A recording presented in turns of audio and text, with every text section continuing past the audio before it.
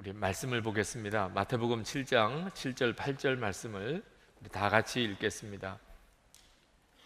마태복음 7장 7절 8절 두 절 말씀입니다. 구하라 그리하면 너에게 주실 것이요 찾으라 그리하면 찾아낼 것이요 문을 두드리라 그리하면 너에게 열릴 것이니 구하는 이마다 받을 것이요 찾는 이는 찾아낼 것이요 두드리는 이에게는 열릴 것이니라. 아멘. 오늘부터 성령 집회 때 기도의 권능이라고 하는 주제로 시리즈 설교를 하겠습니다. 하나님께서 꽤 오래전부터 기도에 대한 마음을 계속 저에게 주셨어요. 제게 주어진 사역이 워낙 이 종잡기가 어려울 정도로 시간이 불규칙하고 또 많아짐으로 인해서 주님이 주시는 기도의 시간을 충분히 갖지 못하는 안타까움이 저의 개인에게도 있었습니다. 우리 교회에도 하나님께서 올해 들어와서 하나님께서 강력하게 기도의 부흥을 일으키고 계십니다. 그래서 하나님이 이때 이 말씀으로 하나님 앞에 더 나아가는 것을 하나님이 원하신다고 생각이 들었습니다. 그래서 기도의 권능이라고 하는 제목으로 하나님의 역사를 기대해 보려고 합니다.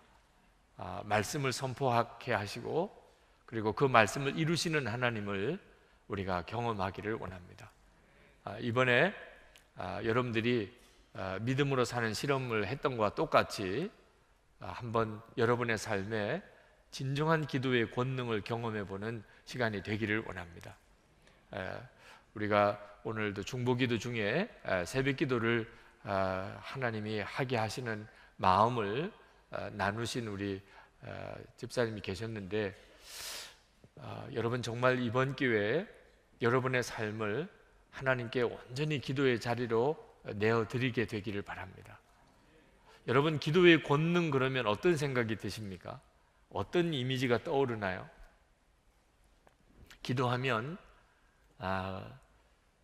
방언이 터지고 그리고 정말 온 교회가 마치 불도가니 같이 그렇게 기도의 역사를 체험하는 그러면 기도의 권능이라고 말할 수 있겠죠. 그죠? 우리가 다 같이 기도를 해도 뚜렷이 다르다는 느낌을 받습니다. 또 기도하면 이 불치병자나 죽은 사람도 고침받고 낫는 역사가 살아나는 역사가 일어나면 정말 기도의 권능이 되겠죠. 또 만약에 우리가 기도하면서 어떤 놀라운 기적들이 이렇게 나타나는 정말 땅이 진동하는 일이 일어나는 이런 일들이 나타나면 기도의 권능이라고 말할 수 있겠죠. 성경에 보면 그런 일들이 굉장히 많이 있었습니다. 저는 이번 이 기도의 권능이라고 하는 말씀 시리즈 집회 기간 동안에 하나님께서 그와 같은 일들을 우리 가운데 이루시고 우리에게 그 체험을 하나님께서 우리에게 주시기를 원합니다. 그런 일들이 우리 가운데 일어나게 되기를 원합니다. 우리에게 어쩌면 그런 일들이 필요한지도 모르겠어요. 제가 오늘 어느 목사님으로부터 들은 이야기가 있습니다. 어느 장로님 이제 두 아들이 있는데 한 아들은 신학을 마치고 목사가 돼 있고 둘째 아들도 너 신학을 해서 목사가 되라. 그래서 억지로 신학교를 보냈어요. 본인은 그럴 마음이 아직도 없는데 아버지가 워낙 강권하시니까 신학교를 들어갔습니다. 근데 도무지 마음도 없고 또 재미도 없고 또 자신도 없고 그래서 자기는 신학교 그만두고 그리고 여러 가지 자기 진로를 찾아서 나가는데 다 길이 안 열리는 거예요. 이번에 기도원을 들어가게 됐는데 본인도 오죽 답답하면 그랬겠어요. 기도를 하고 싶어서 간 것도 아니고 신학교를 계속 하자니 자신도 없고 마음도 안 생기고 다른 길은 또 열리지도 않고 그래서 정말 오갈 데도 없는 처지에서 기도원회를 들어갔는데 그렇게 억지로 간 그 기도원에서 주님의 임재를 그가 경험을 했습니다. 주님이 자기와 자기에게 놀랍게 임하셔서 자기를 만지시는데 진짜 땅바닥에 완전히 그냥 엎드려져서 할 수만 있다면 땅 속으로 들어가고도 싶을 정도로 그런 느낌이었다는 거예요. 주님의 임재하심 앞에서 그 기도원에서 그렇게 주님의 임재를 경험하고 완전히 사람이 달라져 버렸다는 거예요. 그 아버지가 보기에, 아버지 장로님이 보시기에 매일 전도지를 가지고 나가서 전도하고 그렇게 기도를 뜨겁게 열심히 하고 이 신학교에서 주의 종이 되겠다고 하는 그 마음의 결심이 분명해진 것은 말할 것도 없고요. 주의 임재하심을 경험하고 나니까 사람이 완전히 달라져 버린 거예요. 사실은 주님의 임재는 이 시간에도 우리 가운데 충만하십니다. 두세 사람이 내 이름으로 모인 곳에 나도 그들과 함께 있겠다고 하셨거든요. 근데 주의 임재하심을 이 시간에 눈을 떠서 보는 사람과 보지 못하는 사람이 있을 뿐이에요. 저는 하나님의 부흥은 우리 모두가 다 함께 주의 임재하심을 바라보는 역사가 일어나는 것입니다. 여러분이 이런저런 많은 문제들이 있지만 그 모든 문제는 사실 여러분이 하나님을 바라보는 눈이 열리는 것에 달려 있습니다. 주님을 바라보는 눈이 뜨이고 나면 100가지 문제가 다 문제가 아니라고 느껴질 수도 있어요. 이것도 문제고 저것도 문제고 이것도 어렵고 저것도 시험이고, 그게 주님을 바라보는 눈이 열리는 것과 관련해서 완전히 달라질 수 있어요. 지금은 여러분이 전혀 생각지도 못하던 어떤 것이 여러분의 소원이 되게 될 수도 있습니다. 저는 이 금년 성령 집회 때 우리가 하나님의 그 강력한 임재를 경험하고 싶어요.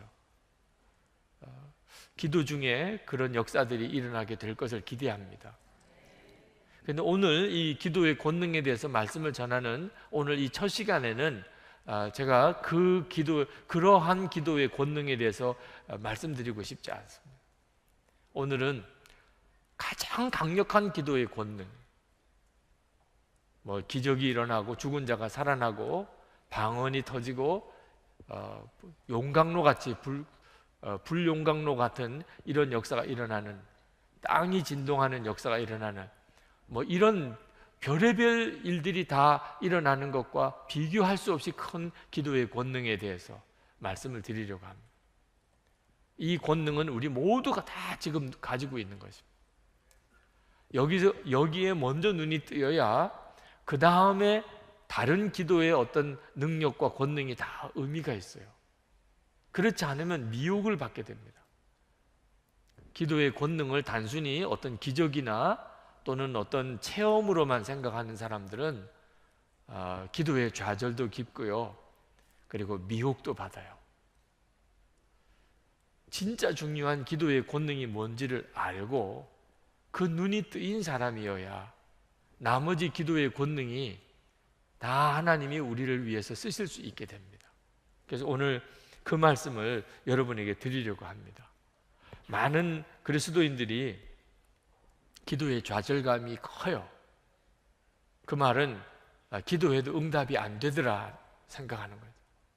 기도해도 응답이 안 되더라. 그래서 기도가 정말 응답을 받을 것이라고 하는 믿음조차도 없어진 분들이 많습니다.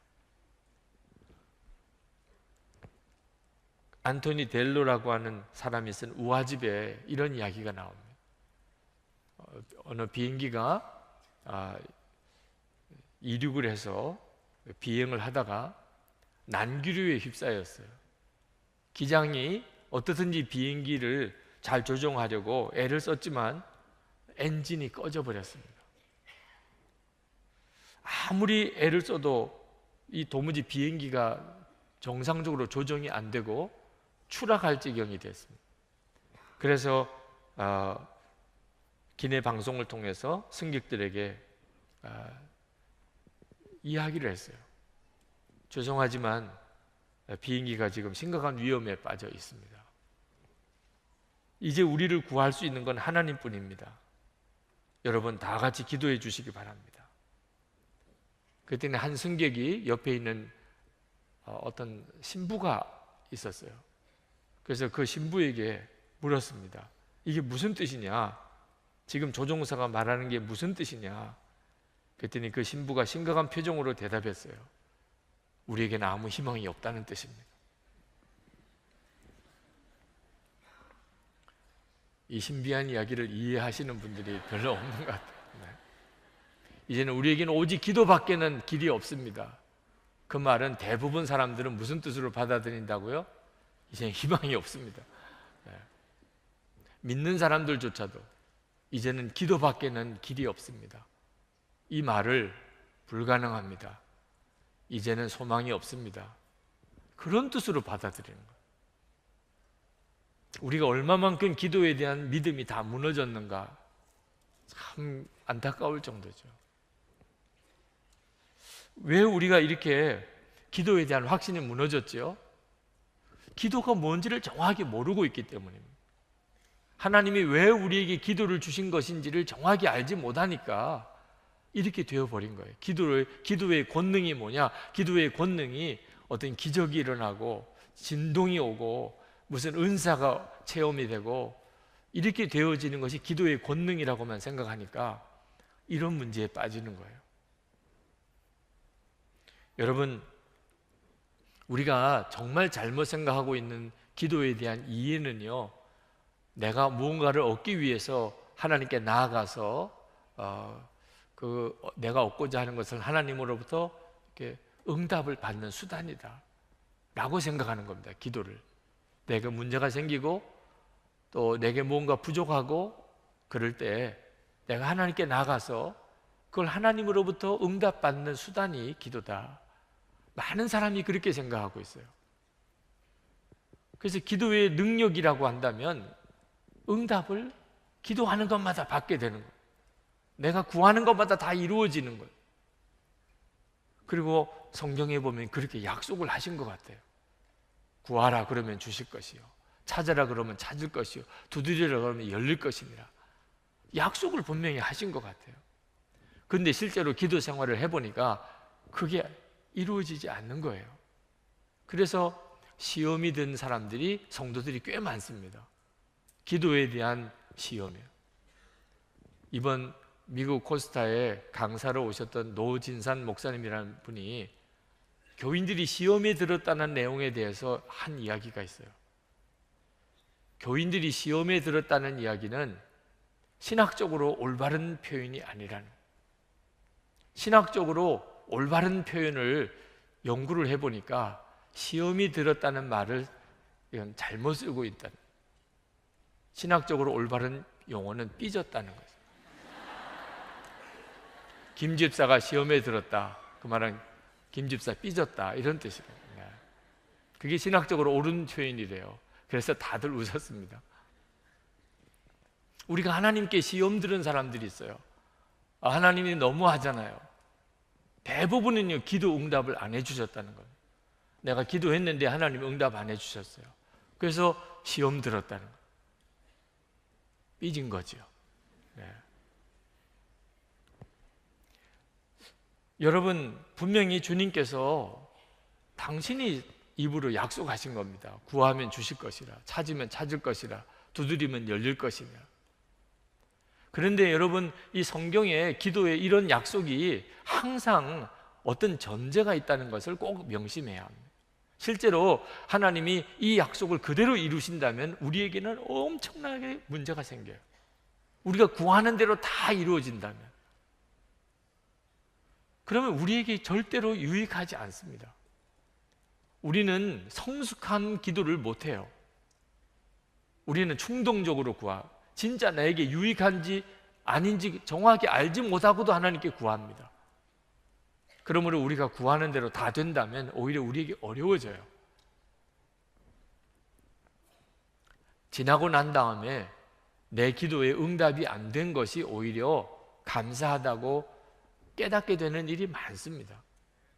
그래서 주님은 말씀하셨어요. 요한복음 15장 7절에 너희가 내 안에 거하고 내 말이 너희 안에 거하면 무엇이든지 원하는 대로 구하라. 그리하면 이루리라. 우리가 예수님 안에 늘 거하고 주님의 말씀이 내 안에 늘 있으면, 그러면 무엇이든지 구하면 다 이루시는 거예요. 왜냐하면 그때 그 기도는 문제가 될 게 전혀 없어요. 왜? 예수님이 하시려는 그 기도니까. 이것이 전제가 된 약속인 것입니다. 기도는 핵심이 응답에 있지 않습니다. 기도의 핵심은 하나님과의 교제에 있어요. 여러분이 이 사실을 정확하게 깨닫고 그 다음부터 하나님께 기도의 응답을 구하러 나가야 됩니다. 여기에 진짜 권능이 있어요. 기도의 응답을 초점으로 해서 권능을 이야기하자면 기도하는 대로 다 되는 거가 권능이겠죠. 그죠? 기도하면 하늘에서 불이 떨어지는 이런 기적이 나타나는 것이, 그것이 기도의 권능이겠죠. 그런데 기도의 진짜 중요한 핵심은 하나님과의 친밀한 교제예요. 이런 관점에서 보자면, 그러면 오늘 이 시간에 여러분 모두가 다 누리고 있는 축복입니다. 만약에 우리가 기도의 응답만을 원해서 하나님께 기도한다면 우리는 하나님에 대해서 계속 불만을 가지게 됩니다. 마치 우리 집에 아이들이 부모님에 대해서 불만을 가지는 이유가 뭐죠? 해달라는 대로 안 해주니까 불만. 자녀들이 부모에게 대해서 불만을 가지는 이유는 자기가 원하는 대로 안 해주니까, 그러니까 불만을 갖게 되는 겁니다. 부모님이 계시다는 것 자체가 엄청난 축복이죠. 내게 아버님이 계시고 어머님이 계시고 그렇게 내가 함께 살 수 있다는 것 자체가 사실은 엄청난 축복이거든요.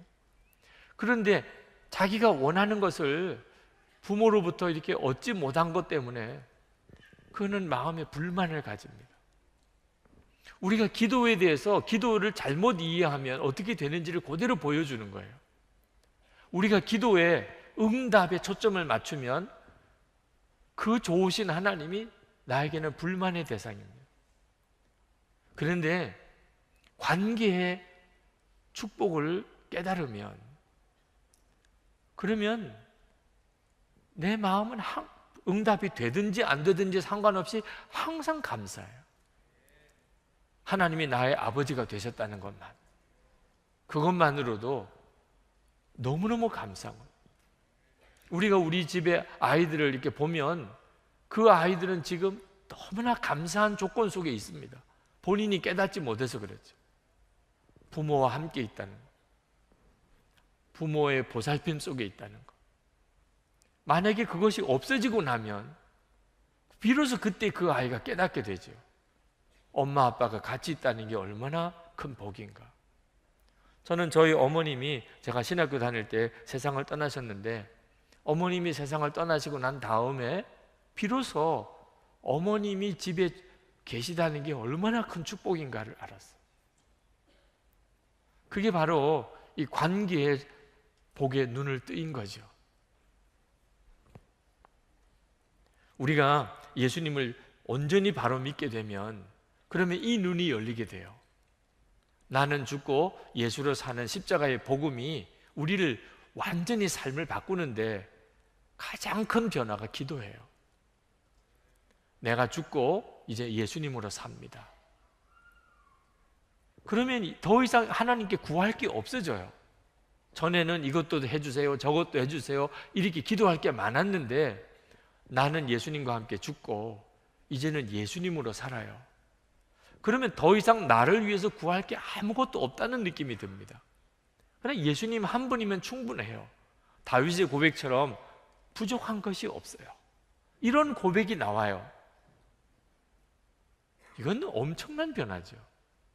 그건 실제로 부족한 게 없어서 그런 게 아니고 예수님의 생명 되심, 주님이 지금 내 안에 오셨다는 것 자체가 너무 놀라우니까 나머지는 주셔도 그만, 안 주셔도 그만, 이런 느낌이 드는 거예요. 그런데 기도가 아예 없어진 건 아닙니다. 기도가 달라져요. 전에는 내가 원하는 것을 달라고 하나님께 기도했는데 이제부터는 주님이 하시려는 일을 위하여 기도를 하게 됩니다. 우리가 말씀 기도를 지금 하고 있는 게 다 그 방향입니다.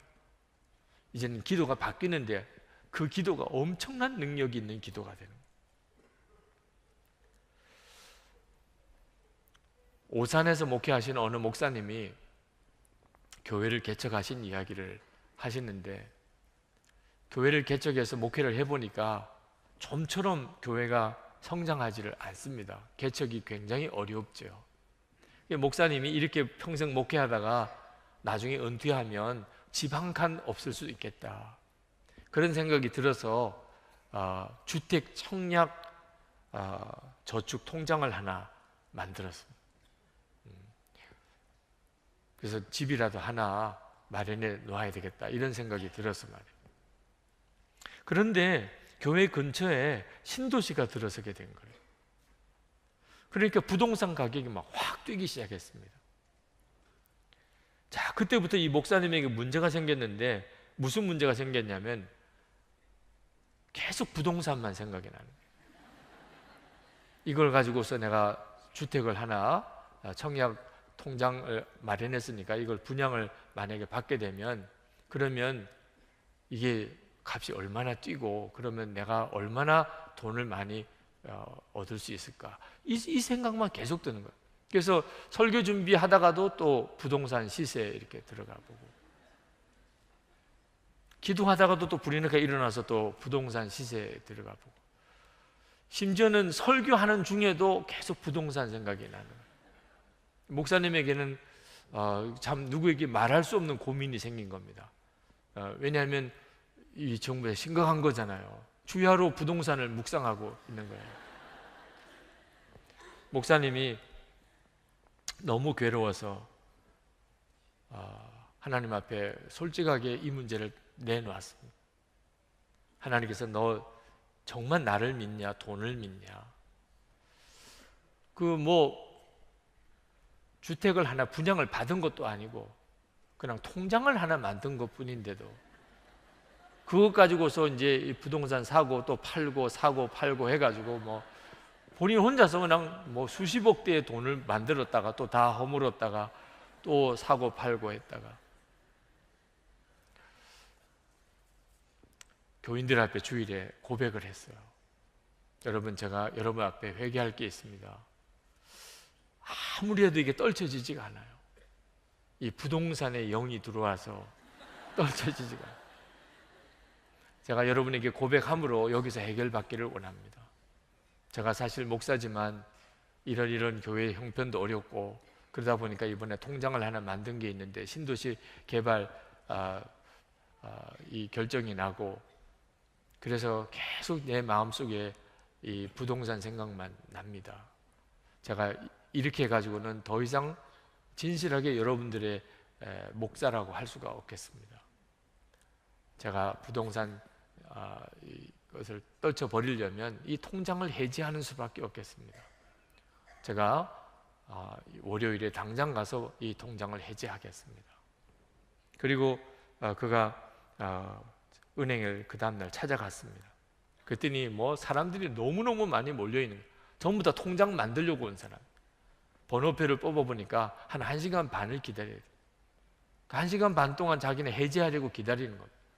딴 사람들은 다 통장 만들려고 지금 줄을 서서 만들고 있고, 1시간 반 동안 너무너무 갈등이 되더래요. 계속 보이는 것마다 통장 만들라는 거예요. 자기는 지금 해지하러 왔고 1시간 반을 기다리는 거예요. 아이, 그만둘까? 이렇게까지 기다려가지고 할 필요가 있나?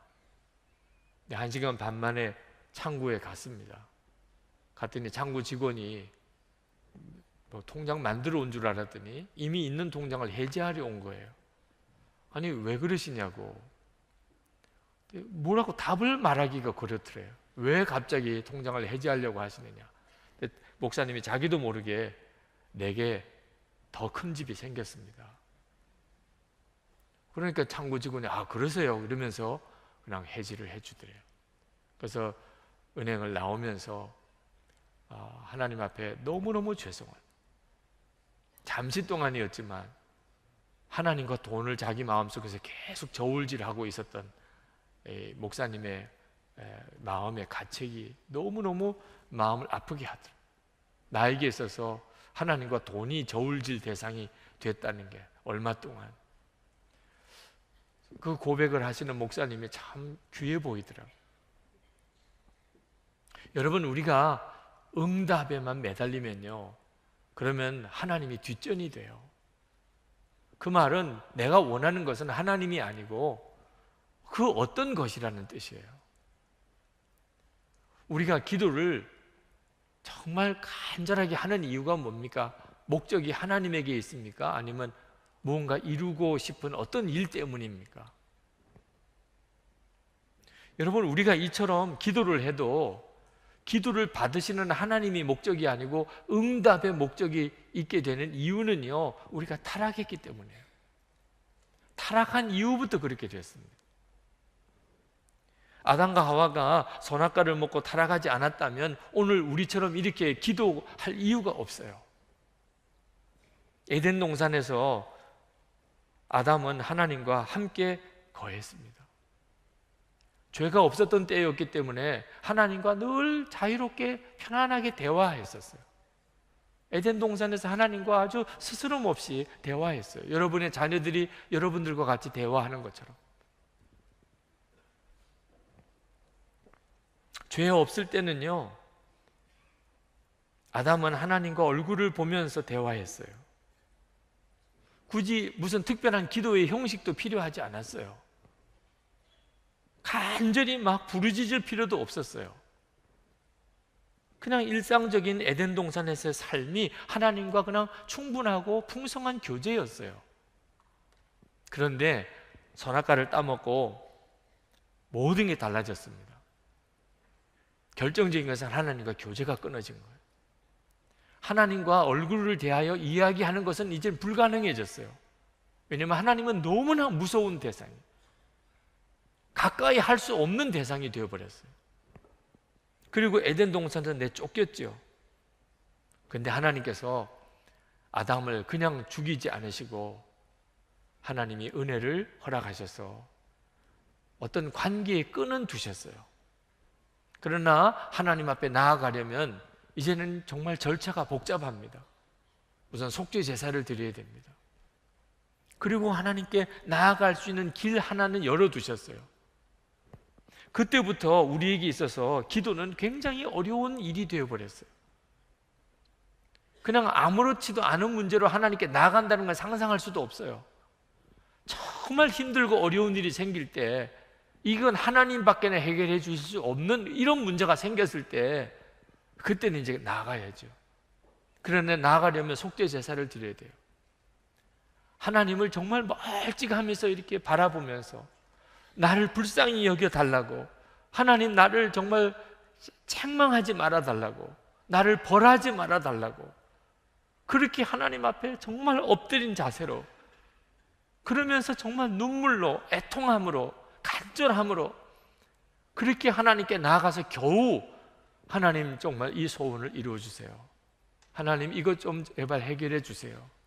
이런 식으로 기도를 하게 된 거예요. 기도가 그래서 생긴 거예요. 선악과를 따먹고 에덴동산 내쫓기고 난 다음에 하나님께서 그나마 하나님과의 관계의 끈을 허락하신 바, 문제가 생기면 기도할 수 있는 끈은 허락해 주셨어요. 그러나 그것은 에덴 동산에서 하나님과 교제하는 것과는 비교가 안 되는 것이었어요. 그때부터 기도는요, 우리에게 힘든 일이 됐어요. 그런데 예수 그리스도의 십자가의 은혜 때문에 이것도 완전히 달라지게 됩니다. 기도가 달라진 거예요.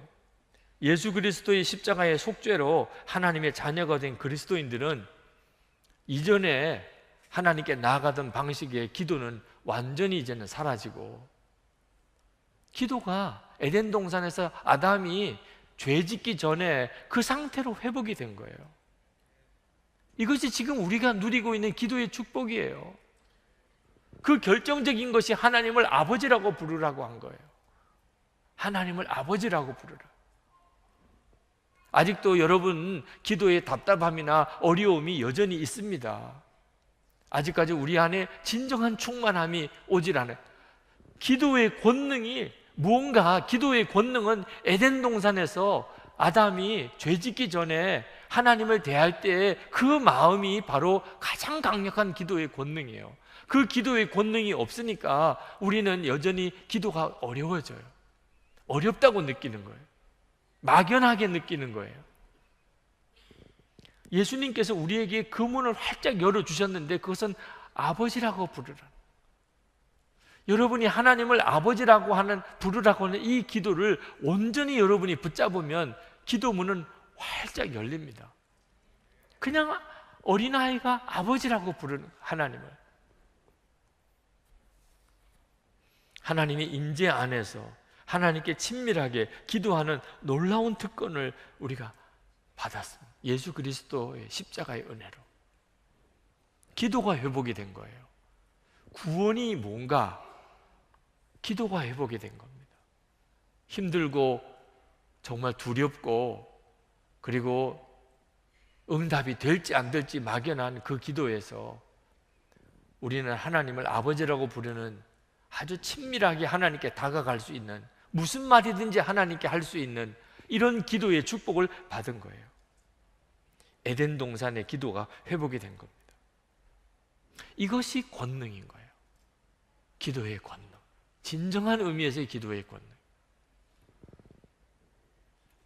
우리는 늘 응답에만 매달려 있었기 때문에, 또는 어떤 기적과 같은 것에 매달려 있어서 생각했기 때문에 그게 무슨 크게 대단한 것이라고 여기지 않을 수 있지만, 아담과 하와가 그게 대수롭지 않게 여겼기 때문에 잃어버린 거예요. 에덴 동산에서 아담과 하와는 아무 부족함이 없었어요. 하나님 앞에 특별히 구할 것도 없었어요. 부족한 것도 없으니까. 그게 하나님과의 친밀함 속에서 살았던 사람이 누리는 축복이에요. 그런데 아담과 하와가 어느 날 하나님 말고 그 어떤 것을 구하기 시작을 한 거예요. 물론 마귀가 부추겼지만 아담과 하와의 마음속에 하나님과 친밀하게 교제하는 것이 그게 대수롭지 않게 생각이 들어요. 선악과 먹지 말라고 하는 그 선악과를 먹고 눈이 밝아지고자 하는 열망이 아담과 하와에게 들어온 거예요. 그리고 아담과 하와는 결국은 그 욕망을 이루려고 하나님의 명령을 거절하지요. 하나님과의 친밀함의 축복을 그냥 자기 스스로 내차버린 거죠. 그리고 선악과를 따먹는 순간에 하나님과의 친밀함은 끝나버립니다. 그제서야 그게 얼마나 큰 축복인가를 그제서야 깨달아요. 하나님과의 친밀함 속에 모든 게 다 들어있었던 거예요. 그런데 지금도 많은 성도들이 하나님과의 친밀함이 그렇게 크게 중요하다고 생각을 못해요. 지금 당장 내 문제가 해결되는 거, 내 병이 고침받는 거, 내가 이루려고 하는 성공이 이루어지는 거, 이번에 이 계약건이 성사되는 거, 이번에 꼭 내가 승진하는 거, 여기에다가 하나님이 계시냐 안 계시냐, 하나님이 사랑하시냐 안 하시냐, 이 문제를 걸어버리는 거예요. 여러분, 우리가 받은 진짜 축복을 알아야 됩니다. 요한복음 16장 23절부터 보면 이렇게 말씀하셨어요. 그날에는 너희가 아무것도 내게 묻지 아니하리라. 내가 진실로 진실로 너희에게 이르노니 너희가 무엇이든지 아버지께 구하는 것을 내 이름으로 주시리라. 지금까지는 너희가 내 이름으로 아무것도 구하지 아니하였으나 구하라, 그리하면 받으리니 너희 기쁨이 충만하리라. 26절에 그날에 너희가 내 이름으로 구할 것이요 내가 너희를 위하여 아버지께 구하겠다 하는 말이 아니니. 예수님께서 우리에게 주시려는 진짜 축복은요, 우리가 이제 하나님 아버지께 바로 기도로 나아갈 수 있게 됐다는 겁니다. 예수님을 통해서도 할 필요가 없어질 정도로 바로 그냥 주님 앞에 나갈 수 있게, 하나님 앞에 나갈 수 있는 축복을 받았다는 겁니다. 여러분, 이 세상에 기도 안 하는 사람은 없어요. 하나님을 안 믿는 무신론자도요, 어렵고 급한 일이 생기면 그냥 비명 같은 기도를 합니다. 다른 종교는 뭐 말할 것도 없고요. 오늘도 우리 오정석 선교사님 이제 오만으로 가기 위해서 우리가 파송의 기도를 해드렸지만, 무슬림들은요 우리들보다 훨씬 기도를 많이 합니다. 그들은 하루에 시간을 정해놓고 기도를 해요. 만약에 여행을 가는 길이라면 그 여행 가는 도중에서라도 거기서도 기도를 해요. 그래서 무슬림권이나 보면 어디든지 기도 처소가 있습니다. 정류장마다 기도 처소가 있어요. 기도 시간에 누구든지 들어가서 기도하도록. 남묘 호랭겐교, 일본의 불교인 남묘 호랭, 그들은 얼마나 기도를 많이 하는지 모릅니다. 우리가 기도하는 것과 비교가 안 돼요. 이단들도 기도를 합니다. 솔직히 전 세계에 기도를 안 하는 사람은 사실 없어요. 근데 그들의 기도와 우리의 기도가 뭐가 다르죠? 기도의 축복을 받지 못한 사람, 예수 그리스도로 인하여 기도의 복을 받지 못한 사람에게 있어서의 기도는요, 핵심이 열심이에요. 지성을 들여야 되는 거예요. 기도는요 굉장히 어려운 길이에요. 누구나 다 할 수 있는 게 아닙니다. 기도 좀 한다 그러면요 완전히 그 사람은 세상 일 다 걷어쳐야 돼요. 밤을 새야 되고 금식해야 되고 자기 몸을 그냥 몸을 그렇게 상해하면서까지 그렇게 하나님께, 신에게 나아가야 돼요. 기도는 어려운 거예요. 그런데 예수 그리스도 안에서 우리에게 기도는 완전히 다른 의미예요. 그건 하나님과의 친밀함이에요. 친밀함의 회복이에요.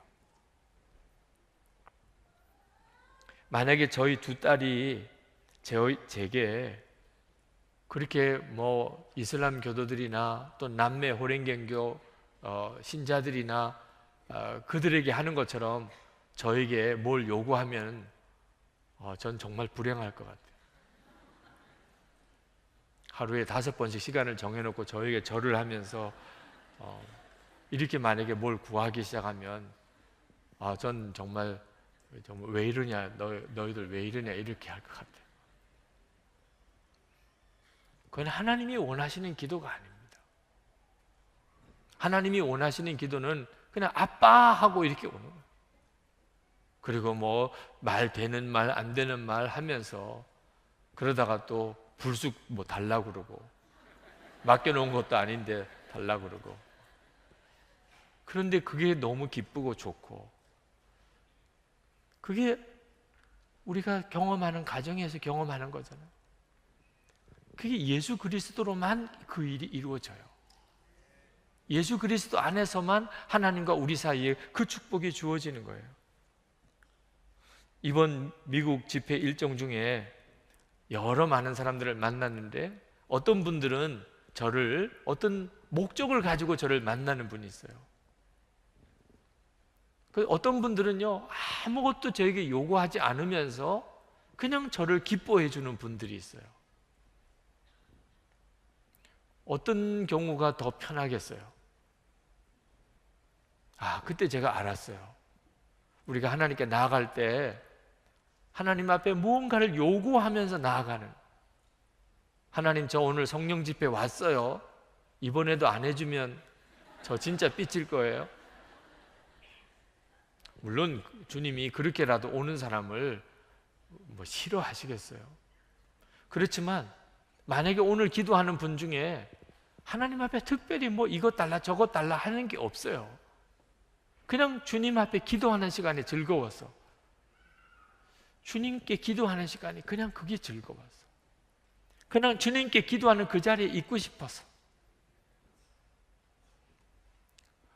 저는 우리 주님도요, 우리가 뭘 요구하지 않으면서 주님을 그냥 즐거워하는 경우에 얼마나 편하실까, 그런 생각이 들어요.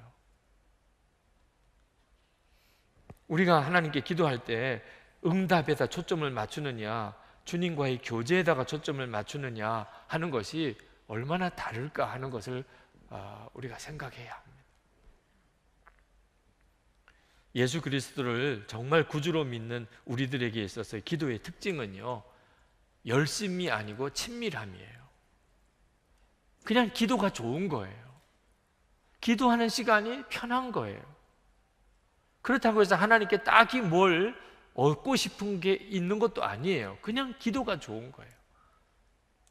이것이 하나님이 우리에게 주신 기도의 큰 권능이에요.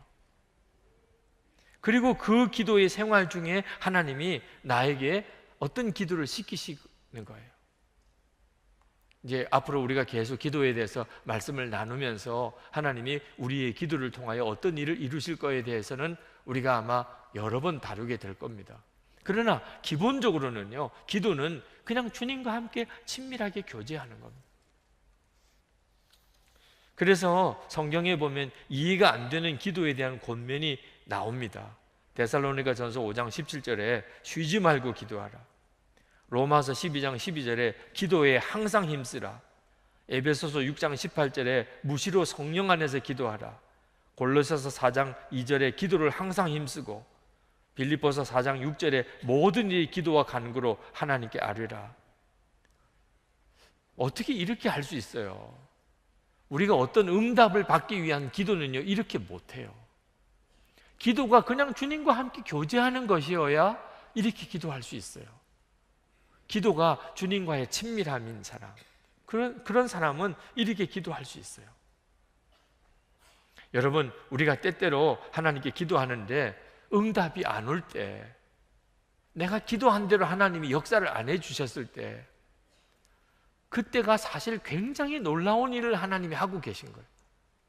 여러분들이 영성일기를 쓰신다면 기도하고 응답 못 받은 것은 꼭 기록해 두세요. 나중에 여러분이 깜짝 놀라는 일을 경험하게 돼요. 기도를 했는데 응답을 못 받았어요. 그러면 기록을 해두세요. 오늘 무슨 기도를 했는데 그런데 응답이 안 된다. 응답이 안 됐다. 여러분, 요셉이 말입니다. 기도했을까요? 안 했을까요?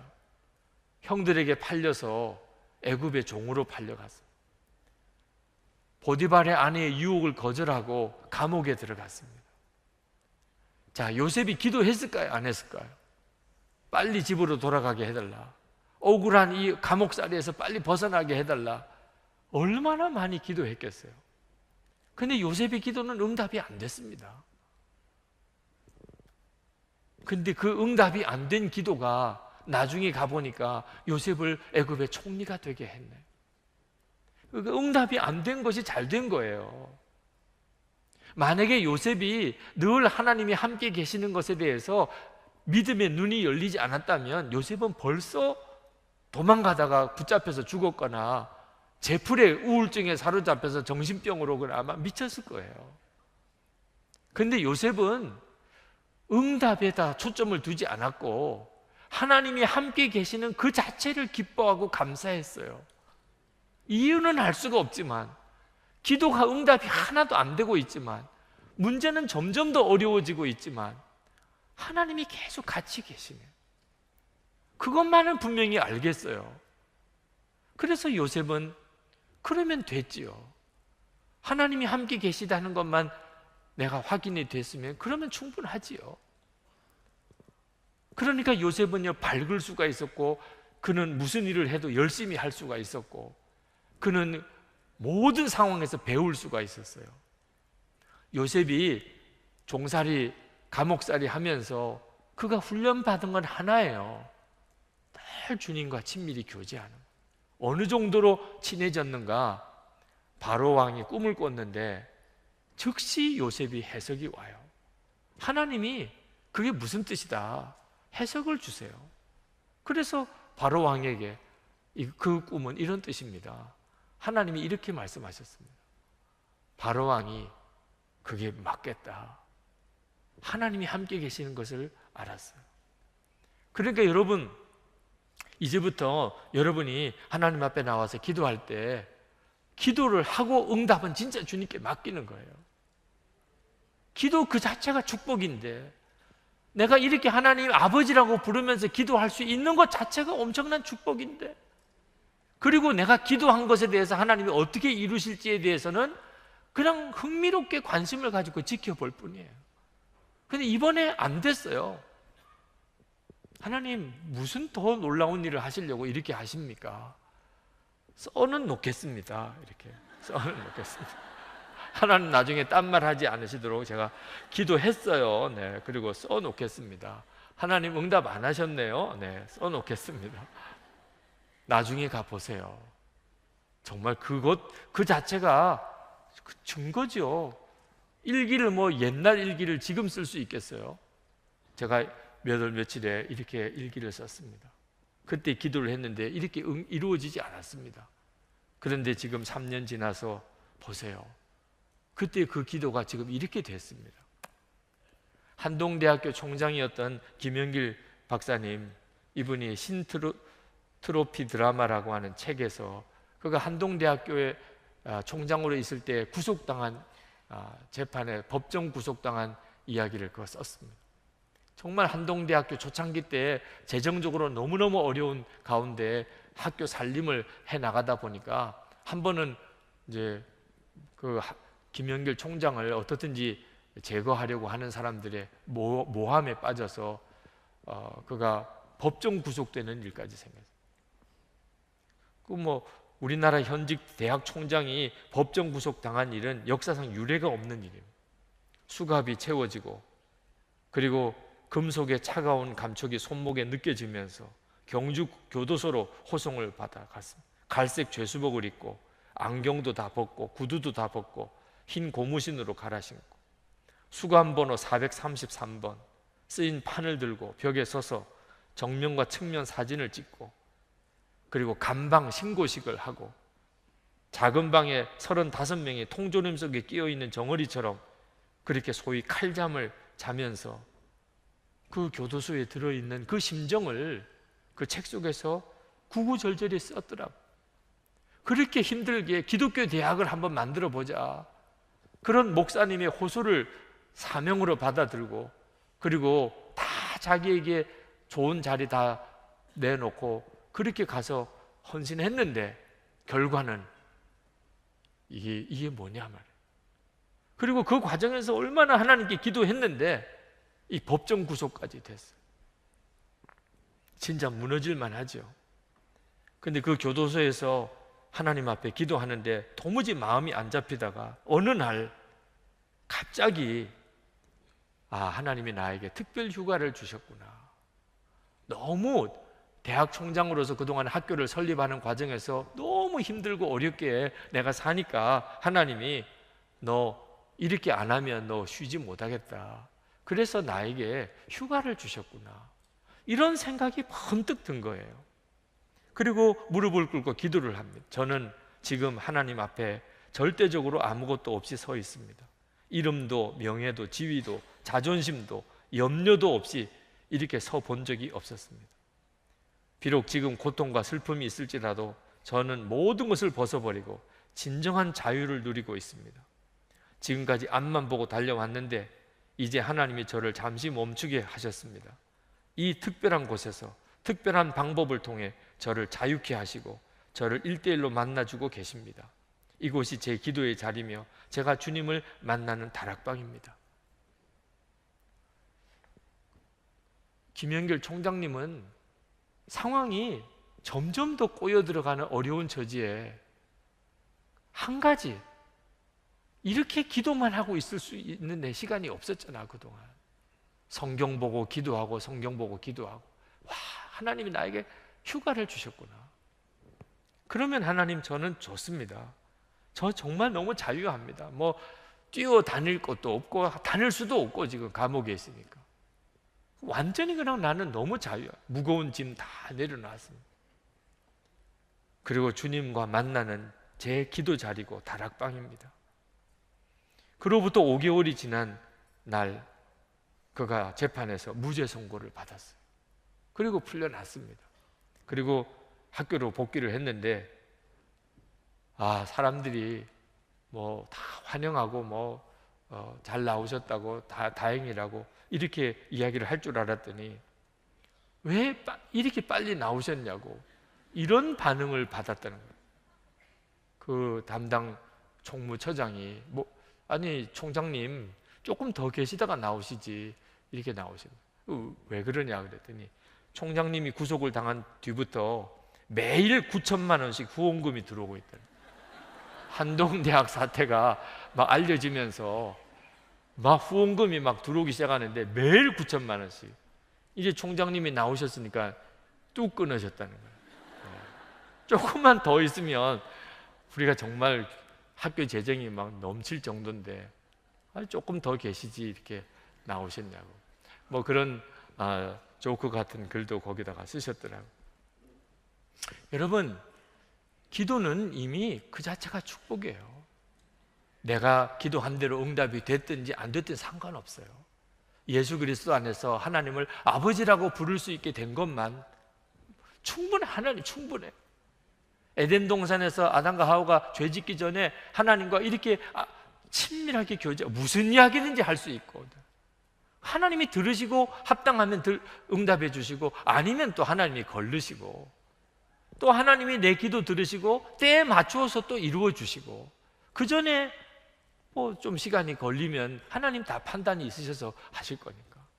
이제는 내가 하나님을 완전히 믿으니까 내가 하나님께 기도에 감동을 주시는데 기도할 뿐이고. 여러분, 이건 정말 놀라운 일의 시작이잖아요. 이것이 축복인 줄 알고 하나님 기도할 수 있는 게 감사합니다. 오늘도 여러분들이 금요 성령 집회에 이렇게 나오실 수밖에 없는 참 힘든 심정이신 분도 있을 수 있어요. 일찍 집에 가서 쉬고 내일 아침에 또 출근을 해야 되고 일터로 나가야 되는데, 그래도 하나님 제가 이렇게 기도할 자리에 나올 수 있다는, 그리고 나 혼자뿐만 아니고 나를 위해서 이렇게 1000명이 넘는 사람이 다 나와서 같이 기도해 주는, 좀 혼자서 착각이긴 하겠지만 오늘 내가 기도한다고 이렇게 많이들 나와서 같이 기도해 주는, 사실 썰렁하게 혼자 이 예배당에 와서 기도해 봐요. 근데 이렇게 많은 사람이, 또 목사님이 또 이렇게 설교까지 길게 하면서 이렇게 기도에 힘을 넣어주니 모든 게 다 그냥 감사할 뿐이다.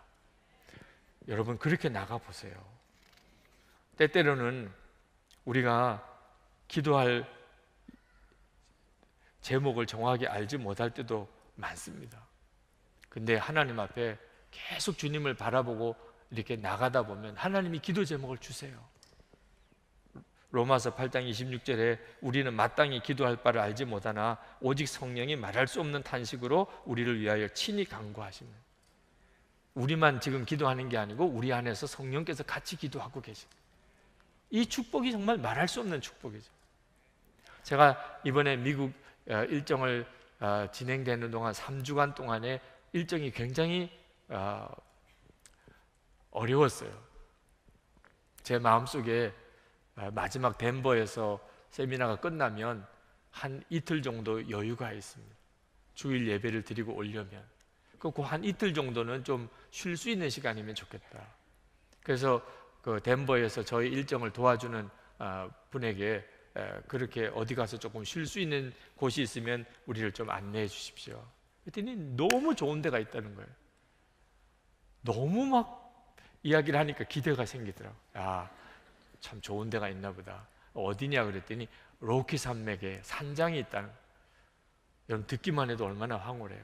네, 한 번도 가보지도 못했던 로키 산맥에 거기에 또 산장까지 있다는데, 그래서 정말 기대를 잔뜩 하고, 그리고 세미나가 다 끝나고 그날 오후에 늦게 그 산장으로 떠났어요. 막상 이제 깜깜한 밤중에 산장에 들어가 보니까 창고를 개조한 곳이더라고요. 정상적인 숙소가 아니고 창고를 개조한 곳. 미국에서 3주간 동안 지내는 중에 제일 잠자기가 불편한 곳이었어요. 거의 맨바닥에 모포 몇 개를 이렇게 깔아가지고 이렇게 제 아내와 그 조그만 방에서 둘이서 이렇게 자면서 무슨 일인가 싶더라고요.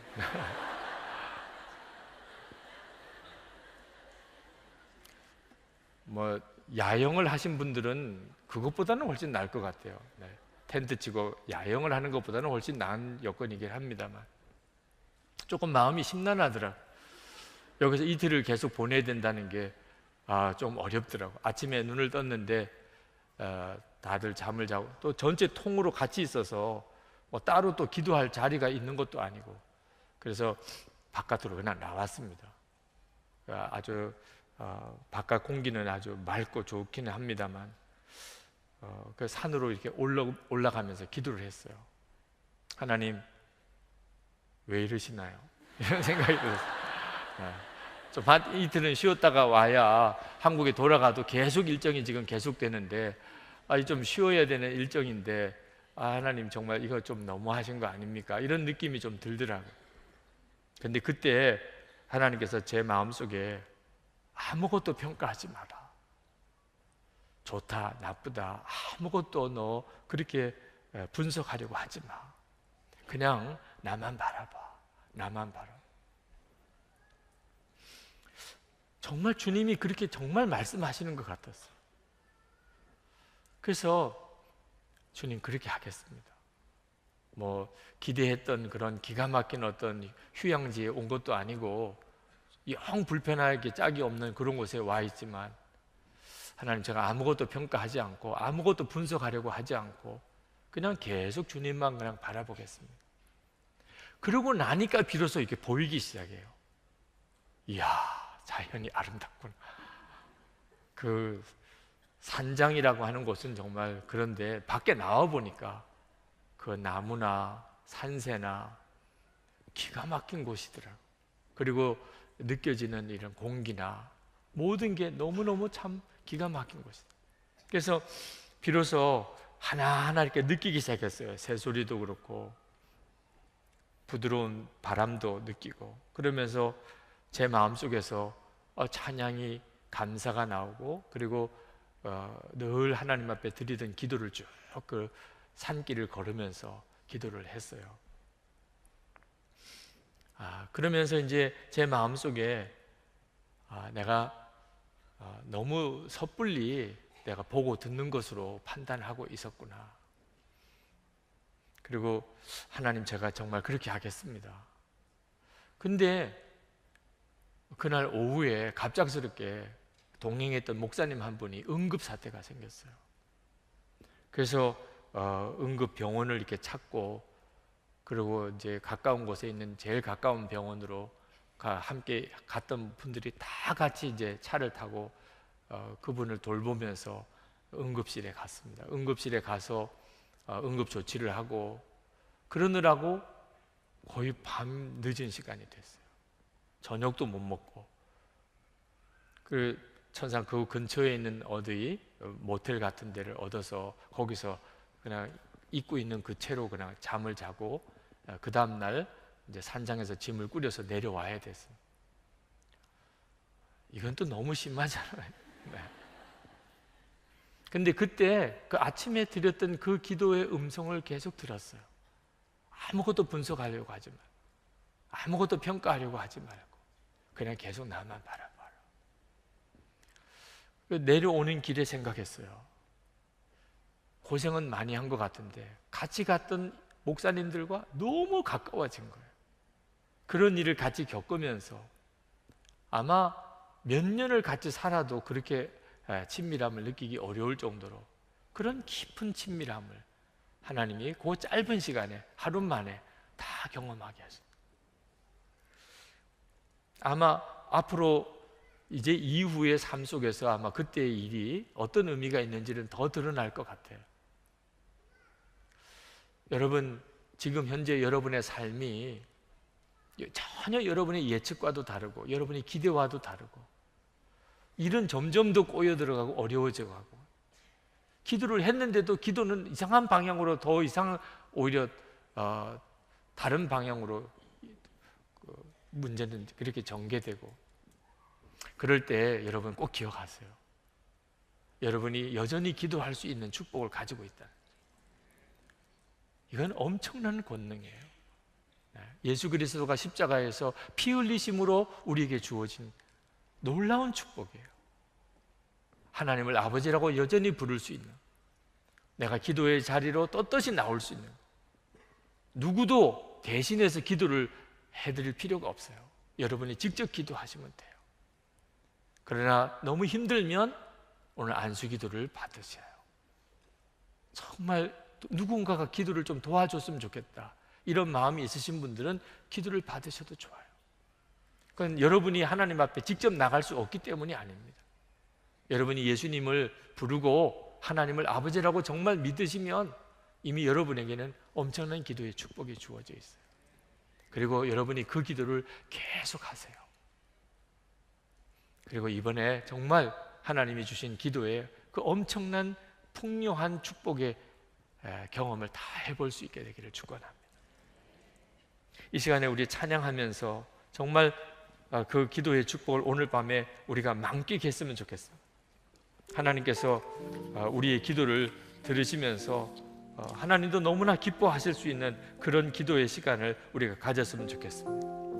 기도를 할 때 여러분들이 정말 오늘 하나님이 주신 그 가장 놀라운 기도의 은혜 가운데 들어가기를 원하시는 분들은 첫 번째 기도할 때부터 이 강단에 나와서 기도하시기 바랍니다.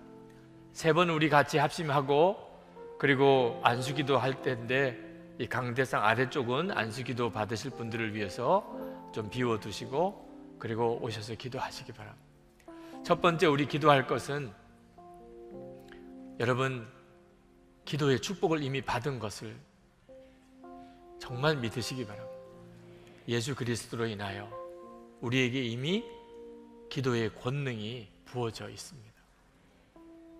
다른 종교에도 다 기도를 합니다. 오늘 밤에도 기도하겠지요.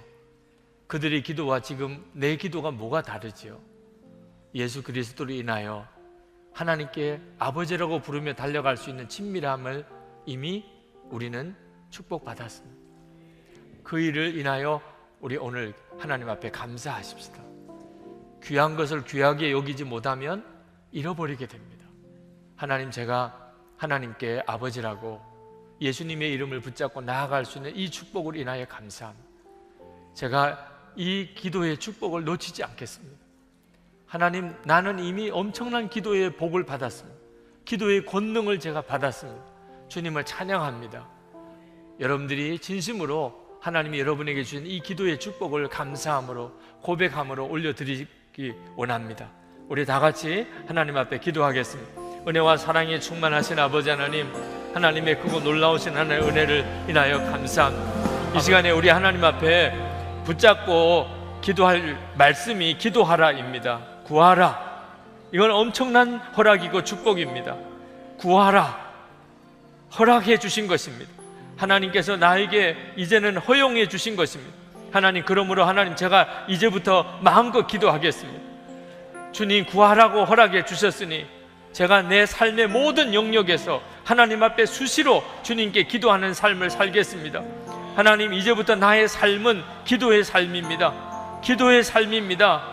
기도하면서 살아가겠습니다. 기도하면서 하나님께 나아가겠습니다. 이 축복을 실제로 내 삶에서 누리며 살겠습니다.